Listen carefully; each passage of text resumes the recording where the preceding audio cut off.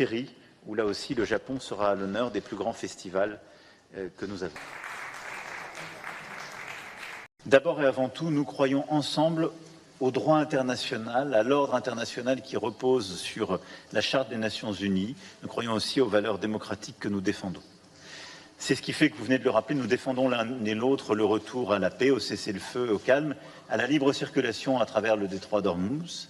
C'est le fait aussi que depuis février 2022, avec constance, le Japon se tient aux côtés des Européens pour rappeler l'importance d'une paix juste et durable et le respect du droit international.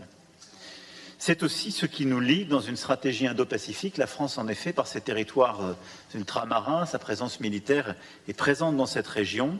Nous avons depuis 2018 une stratégie indo-pacifique et nous n'avons jamais dévié de cet axe qui est de faire de cette région un espace libre où la liberté de la souveraineté est pleinement respectée par tous, aucune hégémonie ne prévaut et qui, dans les domaines sécuritaires, économiques, climatiques, permet d'agir avec tous les pays de la région.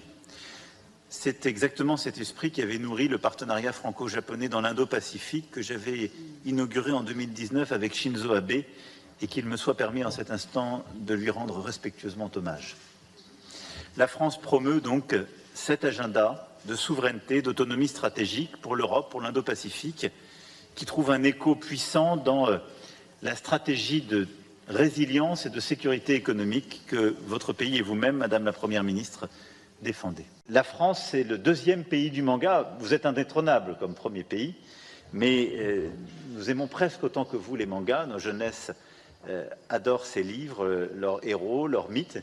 Et nous souhaitons continuer d'abord à les développer, à le vendre, à lutter contre le piratage, c'est ce que souhaitent nos éditeurs, à développer là aussi les partenariats et à développer également les programmes communs et donc les coproductions audiovisuelles, cinématographiques. Et nous souhaitons également, je le disais, sur la propriété intellectuelle, consolider les liens. Et donc 2028 sera l'objet de plusieurs initiatives en matière de musées d'exposition, en matière de salon du livre et en matière de séries, où là aussi le Japon sera à l'honneur des plus grands festivals que nous avons. Série où là aussi le Japon sera à l'honneur des plus grands festivals que nous avons. Série où là aussi le Japon sera à l'honneur des plus grands festivals que nous avons. Série où là aussi le Japon sera à l'honneur des plus grands festivals que nous avons.